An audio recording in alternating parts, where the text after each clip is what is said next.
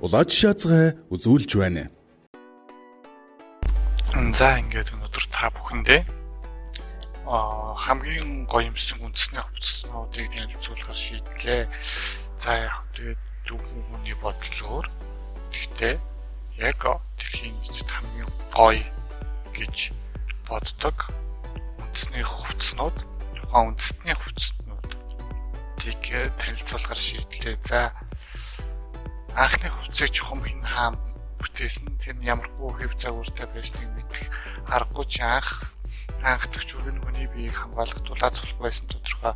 Харин хөгжлийнхөө явцад хувцсны үүрэг мөдөрөх хэм маяг өөрчлөгцөөр хүний угсаа гарвал нийгмийн байр суурь, зэрэг зэн дааш шин шүтлэг, зан заншил, гэр бүлийн байдал гээд бүх юмыг нэгтгэх болж дэлхий дээр хэдэн зуун үндэстэн ясна. Түүнээс ч олон аваагийн амьхууд өөр өөрийн боломжлолт хувцас хэрэглэдэг. Эдгээрээс түүхийн шалгуурыг давж өнөө үед төрсэн үндэсний хувцснуудаас харин адил нь хамгийн нүд бүлэм содон бэ. За эхлээд мэдээж Монгол хүн байна да энэ. Тийм ээ. Дээр эхлэе. За манай Монгол дэлж ихгүй шүү дээ. Төв Азийн үлчин түмний хувцас гоё л тун олон янз.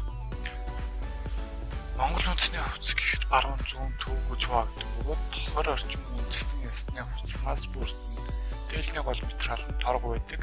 Эрчүүдийн хувцас нутагт өөрч ерөнхийдөө байдал нь адилбар байх бол эмэгтэйчүүдийн хувцас тэр дунд эхнэр хүний хувцас хэрэгдэл харин нэлээд зөөрөөр хоорондоо эрс ялгаатай байдаг.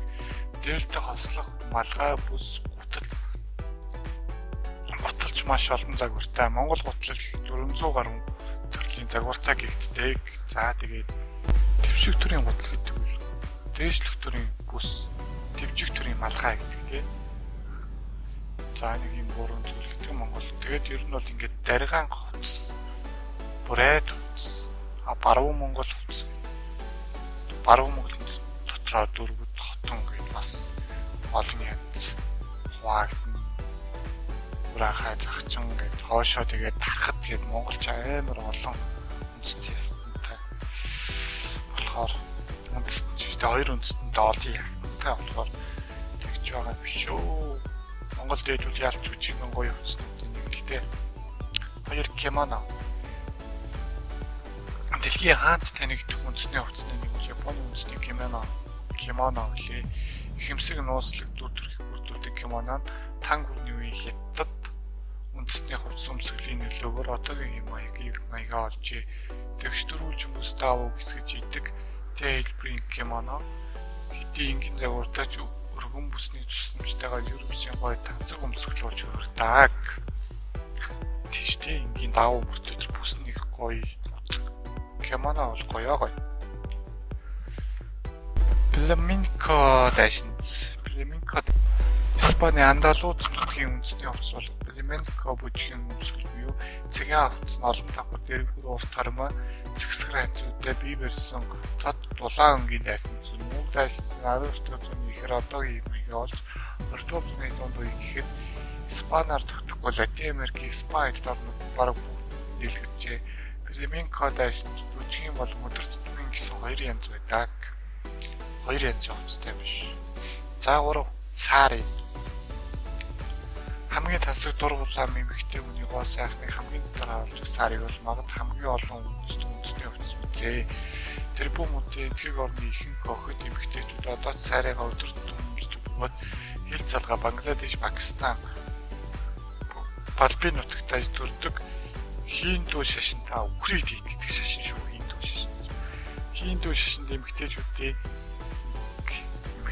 нэмбэл сарын өмсөлт үүний доо бүржсэн сарын орох 80 дарга бий гэх бөгөөд уртны хөвчлэн 4.5-8 м байдаг. Юу гэсэн үг бэ? Бараг 2 давхар байж яваад байгаа юм шиг надад. 4.8 гэдэг үлээ. За мэдгүй хэдэн метр квадрат байшин л яваад байгаа юм надад. За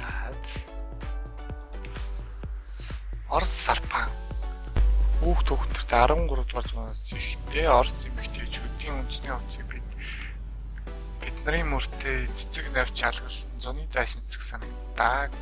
Бид нарийн мөртөө зуны дайсансан харин ном журмалаа бол терпис сарпаныг давуу цагаан нэмэх дайсанс төр үзэх ба ингэр цэжийн хөвчлэн гоёмсох томолтой байна. Сарпан Ислам бол бүсаны олон чорнд үндэсний хувцсных нэг загвар болжээ. Бидний сайн мэддэг Петрошка хүүхдээ цэцэг алгалсан сарпантай байдаг лээ. Тийштэй. За энийг юу гэж унших юм бэ?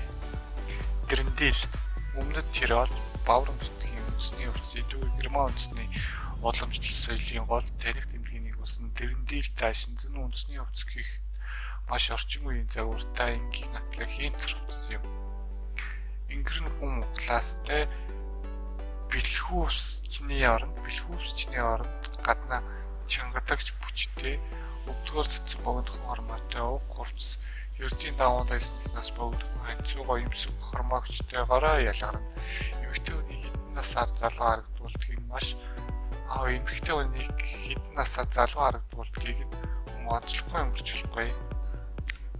Бас эмэгтэй л залуу харагддаг шүү дээ. Курта курч гэж уншиж юм шүү. Курта сул нэлимгэр өмдөр өмсдөг курта бол цамц болон энтхийн баг төв болон араби орнуудад цаашлаад исламын шашинд олон жоонд гойж өдөртмийн гол хувцсан юм. Куртанд цахгүй замс гэсэн утгатай бөгөөд эмэгтэйчүүдийн өмсдгийг куртиг нь бие тэмдэгтээр ямар загварын өмнө талчуур оролт номог гэвлүүр толгой гойлгээд юм бүхэнтэй зохицох куртын айгим халуун өмсөх жоохон зохисон хувцс юм аа. Бараг хүн болгон зохицохыг бас дурдах хэрэгтэй болов уу? За хүн болгон зохицох байх нь шүү. Курта гэдэг хувцс. Бас манай араб урчус гоё. Килт. Шотланд төрчүүдийн босносыг нэрлэнэ. Килт нь 16 дугаар зууны үеэс дэлгэрч өдгөө Шотланд өвсөлийн салшгүй шиг болжээ. Тартан хэмээх дөрвөлжин хэдийн их ноос даваагаар уралдаг уулынхны өмсгөл нь гоёмсог бүс мунжлаг чимэглэл халаас зэрэгт явуулж их загвар нь нэлээд өөрчлөгдсөн ч өдгөө урд багаагүйгээр түгээд байна. Сонирхолтой Шотланд эмэгтэйчүүдийн үндэсний өмсгөлийг тартан бушинзэг нь заавдчлаа уулзлаараа килт гэдэг утсан юм биш үү нөгөө юбг гэх хүмүүс тоглоод идэв шүү дээ. Тэр ауда Вьетнамын үндэсний ауданы хүмүүс давуу торгоор уралдаг урт нарийнхан бие барьсан таашинсан аун цамц дай урт гисэн утгатай бөгөөд дээр шиг цагтай хэд тэрлэг шиг харагддагч бэлхүүс хөрсөн өндөр оноотой хормон шагаар сурт байдгаараа бусад төстэй үндэсний хувцснаас ялгардаг.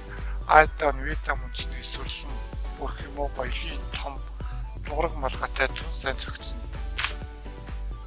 Вьетнам хувцс юм биш.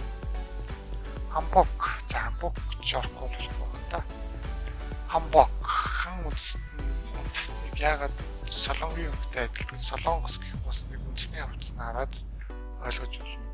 Урс дод гэгээл өнгөтэй хамбок нь 13 дугаар зуунд одоогийн юм олж Монгол хувцсны нөлөөгөөр ханцруу хормон богиносон бэлхүүсийн залгаас нь цээж татан ингэрвч бүчтэй болжээ. Хамбоктой холбоотой хамгийн эртний түүхэн баримт Монгол нутагт тодруулбал ноён ууланд бий 2006 онд хэсэг солонгос эрдэнэт үтсэн байдаг. За хамбокийн хамгийн ихний хувцс нь Монголд байдаг гэж шүү. За энэ угаас орохгүй болохгүй хувцс л та. Эсвэл янзын хувцснууд нэг шүү дээ. За ийм 10 юм байна. Тэгээд та бүхэн бас тэ өөр юм байна хэлэхгүй юу?